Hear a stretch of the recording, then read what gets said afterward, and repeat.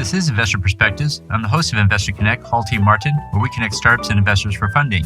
In our new Investor Perspectives series entitled Faith-Based Investing in a Post-COVID World, you'll hear about participation and growth in faith-based investing. As the COVID pandemic passes, we emerge into a new era. The faith-based investing space is now undergoing tremendous change as we shift to a post-COVID world. Faith-based investing takes precedence with many investors in the financial industry. We have investors and startup founders describe the changes coming up. We hope you enjoy the show.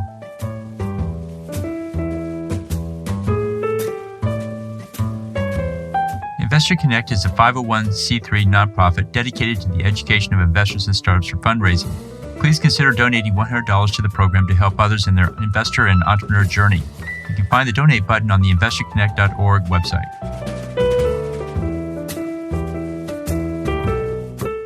Our first guest is Steve Gattina, founder and CEO at Pray.com. Pray.com is the world's #1 app for daily prayer and faith-based audio content. Pray.com is the easiest way to incorporate prayer into your daily life. Pray.com is the only religious app in history to become a top 5 grossing lifestyle app in the Apple App Store. The company has been named as one of the best places to work by the Los Angeles Business Journal, as well as one of the world's fastest growing mental health apps by Sensor Tower. Steve, thank you for joining us. And so, what do you see as the primary trend in the faith-driven investing world right now? What's the main thing going on?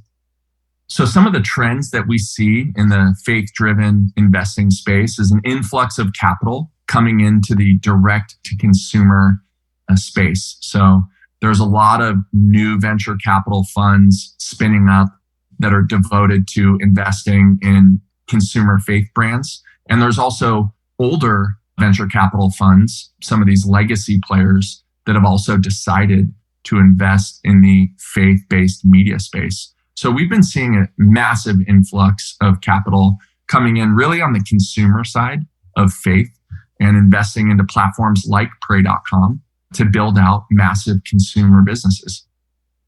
And so what makes for a successful company in the faith-driven space?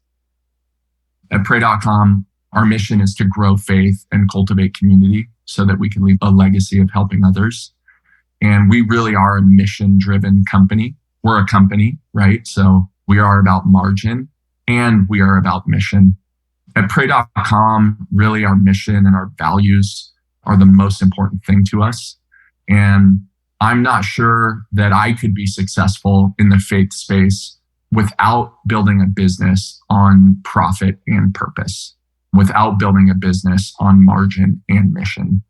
So I'm not sure how other companies in the space work, but at Pray.com, we're all about profit and purpose.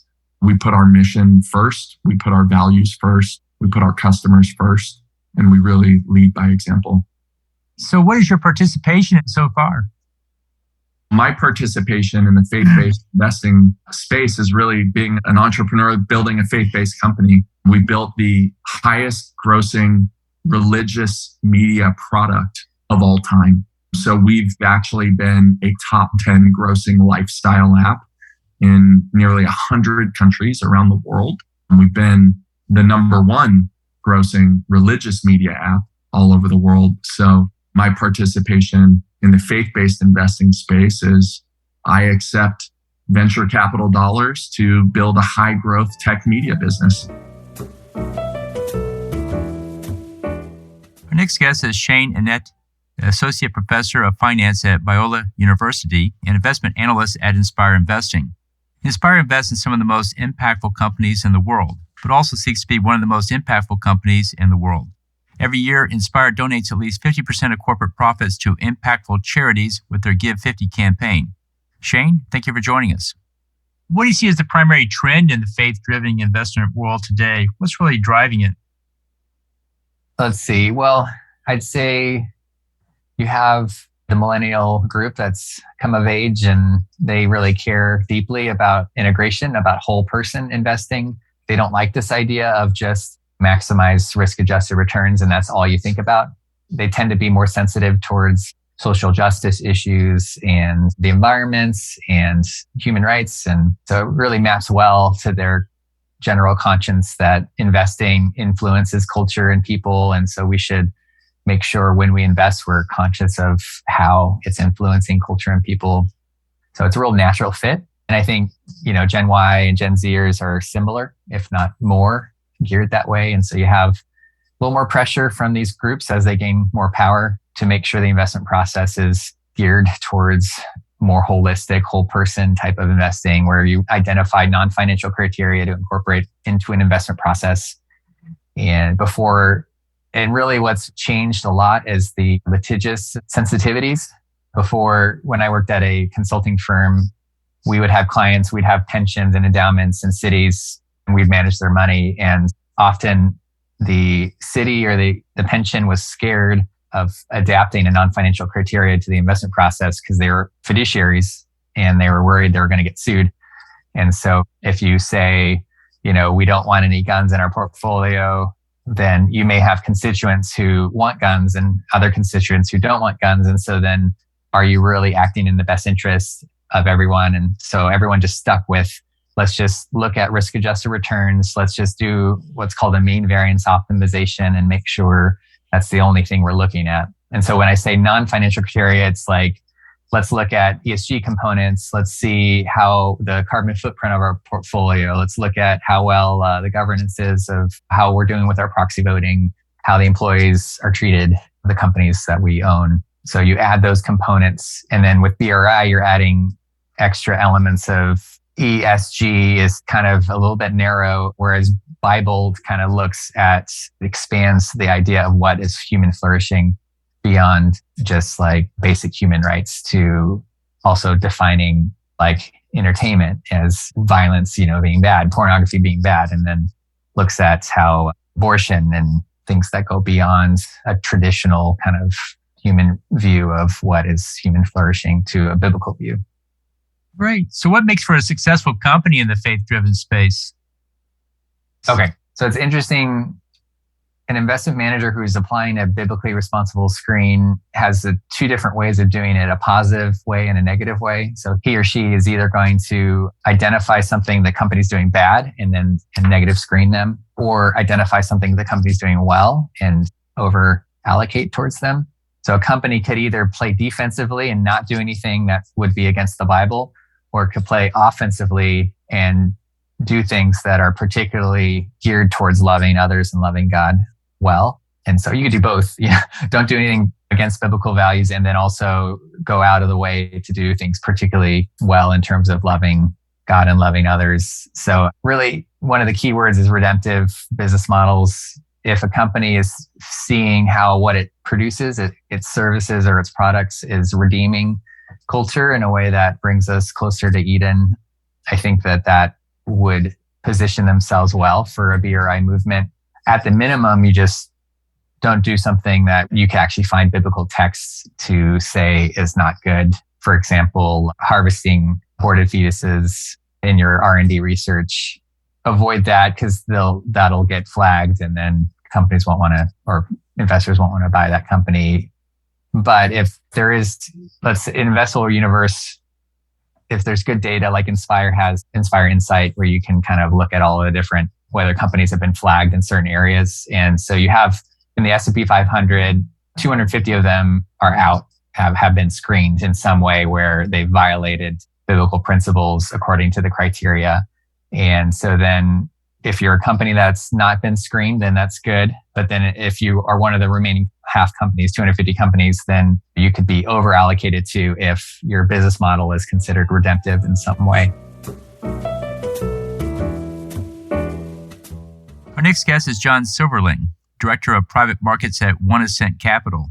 One Ascent Capital Investment Solutions manages a variety of values-based investment strategies designed to help investors live aligned with what they value most. Their broad suite of investment solutions includes turnkey models, individual strategies, and retirement portfolios that combine a disciplined investment process and a commitment to values-based investing. John, thank you for joining us. And what do you see as the primary trend in faith-driven investing in today's market? Sure. I'll kind of take this kind of dual approach in the public and private side, because I think there's very much aligned in how they look at things. I would say that today we're moving away from a focus really on that idea of avoiding or like negative screening or screening out companies. And now we're moving more towards kind of more of a inclusionary approach to investing, kind of that ESG, best in class type of an approach. The avoid idea has been around for probably 60, 70 years since it first really kind of came on the scene, where people were trying to avoid certain industries like tobacco and alcohol and gambling and things like that. So that's been the avoid. Now I think what you're seeing is people are looking more at this. How do I find great companies? How do I find things that are going to elevate the community around them? So we talk at One Ascent about the eliminate, which is kind of like the standard everyone uses, but then to evaluate the funds and the companies we're looking at to see how are they going to do their work? How are they going to excel in what they're trying to approach? And that's kind of a fundamental standard thing. And then the elevate piece is really where we're going. Because there's more transparency in information, there's more data available, there's more ways to actually kind of look into how things are happening. It's easier, still not easy, but easier to be able to look and try to find great companies in that space. And that's really what we do in private markets anyways, right? I mean, the idea is that you're looking for great entrepreneurs who are trying to fill a need, and you're trying to pick those people. So in a sense, the private markets are a little bit ahead of the public markets in terms of focusing on this idea of elevating, selecting great people and great companies within a broader marketplace. Great. So what makes for a successful company in the faith-driven space? Sure. So I would say that there is no single description. There's no one template, right? As it is across the entire venture world, there's no single description that fits what we do. Otherwise, everyone would be doing it, and it wouldn't be as hard as it is to do venture investing and angel investing. So I do think that every situation is a little bit different. And for that reason, you have to dig into the company, the leaders, the business model, the risks associated with it at its stage of business and at the stage of its development. But I would say this, I think that what we have found, and our team within One Ascent Capital has 20 plus years individually and decades combined of experience in looking at and investing in companies and funds. And, the one thing I think we found is if you look back and you kind of look at your history of investing, one of the biggest indicators of success or potential success is a passionate team, a team committed to solving a problem, not a team that's doing this for money, not a team who's doing this to try to make a buck or to become the next Elon Musk. Really, the idea is, people who are passionate about what they're trying to do, have a passion for that, have a passion for the people around them, and have a passion for solving a problem. That's the type of situations, that's the type of leaders and teams and companies that are most likely to succeed in the marketplace from our experience.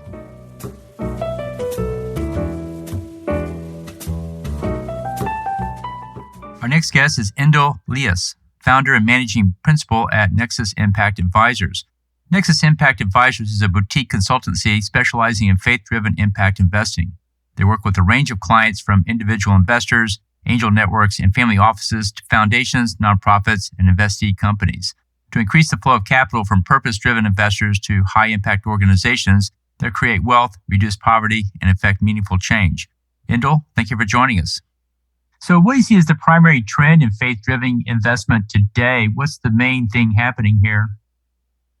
So I would say that there are two things that come to mind. So there's not a primary, there's a number of things. But if I had to pick two, and if you'll allow me, the first is an increasing investor awareness in the importance of having a coherent strategy for all of your resources. And so I think that historically, and this will probably not be news to you, you've probably had a number of conversations about this, but historically there has been really a way that resources have been thought of, financial resources that is, in this kind of bifurcated manner. And effectively, in one pocket, you have your philanthropic giving or your tithing for a faith believer.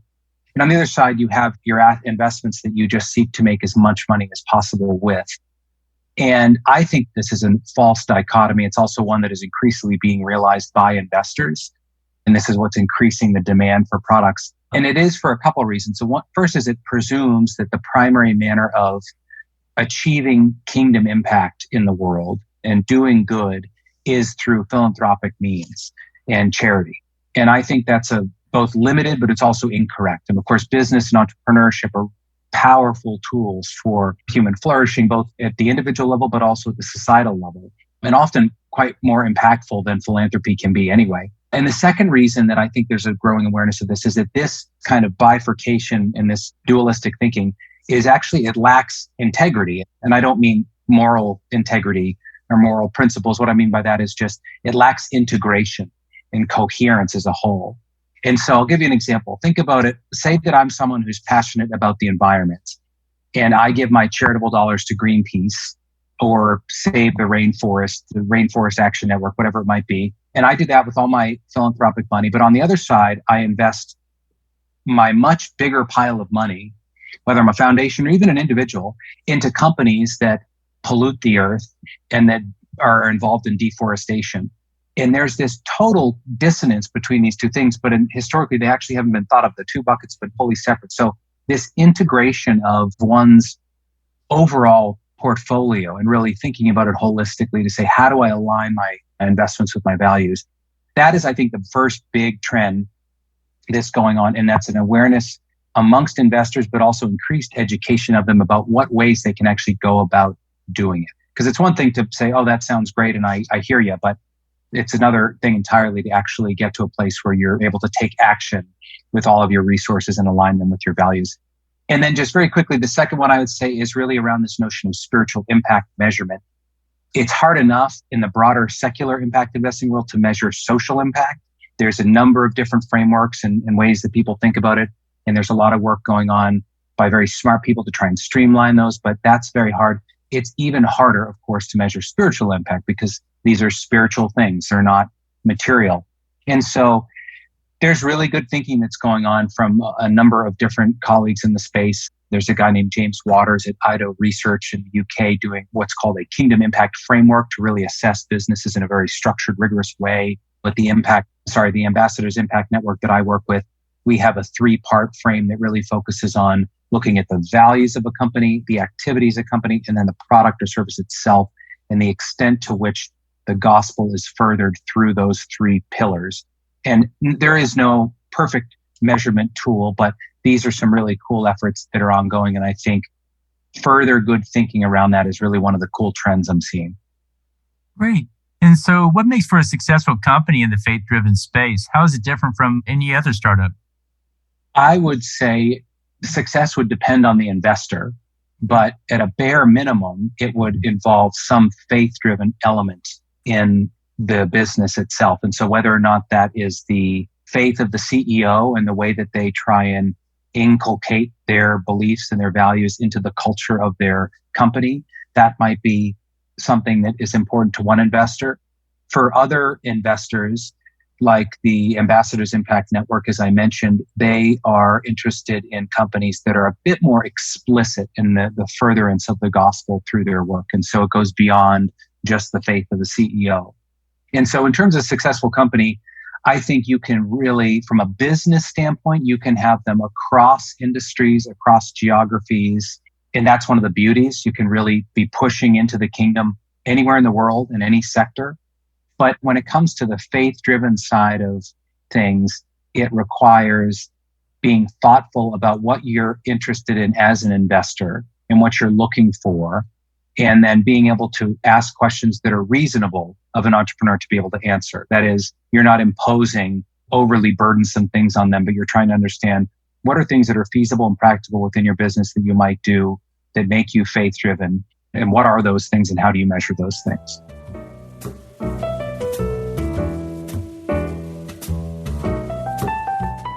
Our next guest is Jeff Schaefer, CEO at Common Good Capital.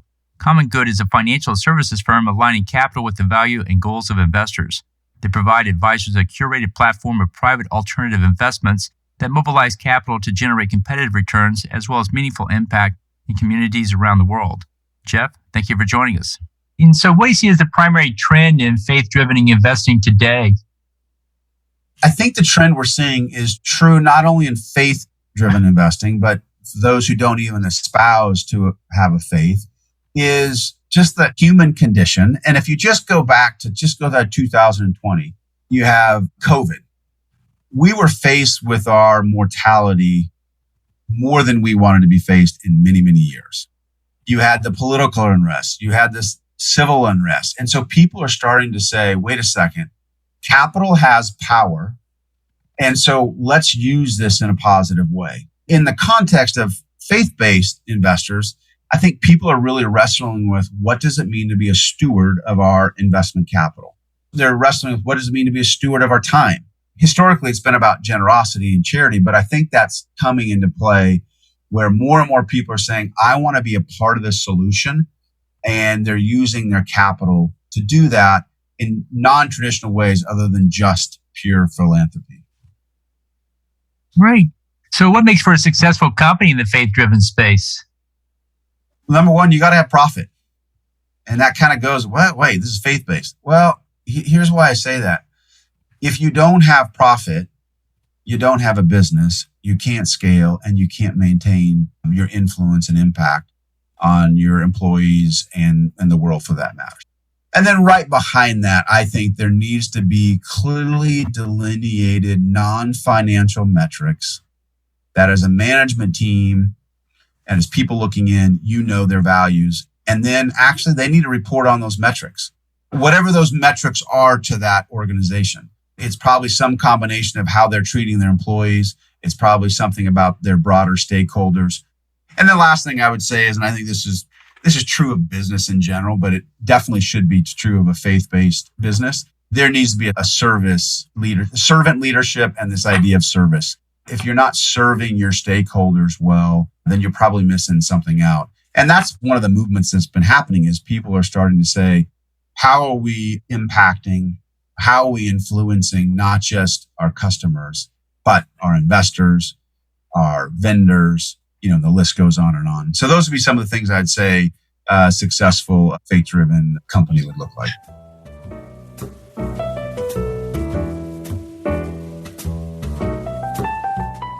Our next guest is Ken Kelly, CEO at Never Settle. Never Settle is a global award-winning digital marketing agency helping businesses build a bigger story. They serve both enterprise and small businesses and develop impactful user experiences through technology and marketing solutions to help you build a bigger story that drives results for your business, all at a price you can't afford. Ken, thank you for joining us. And what is the primary trend in faith-driven investing today?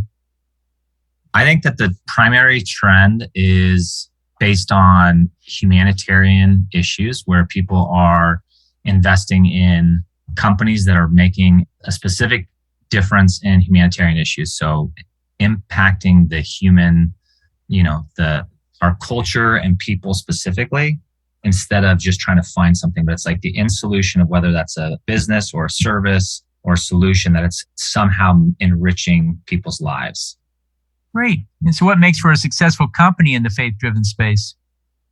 When I think about successful companies that I would invest into, it's ones that are tied, that have a biblical foundation at the operating and partner level agreement, and then have a specific way to generate a profit, and that profit is enriching the lives of the people that they're servicing. And so for me or some of the investors that I work with, it could be investing into a local manufacturing company that's really taking care of their employees and they're building roads. And the way in which they're treating their employees is good. Or it could be a green tech company that's going to change the way batteries are made forever and get rid of toxic metals that are going to impact future generations. So I think the end solution should help, but there should be no limit to the type of business of what it's doing.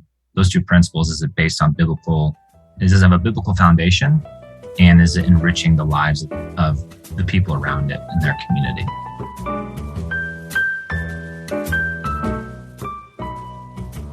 Thank you for joining us today. As always, be sure to leave a review, subscribe to this podcast, and share it with others.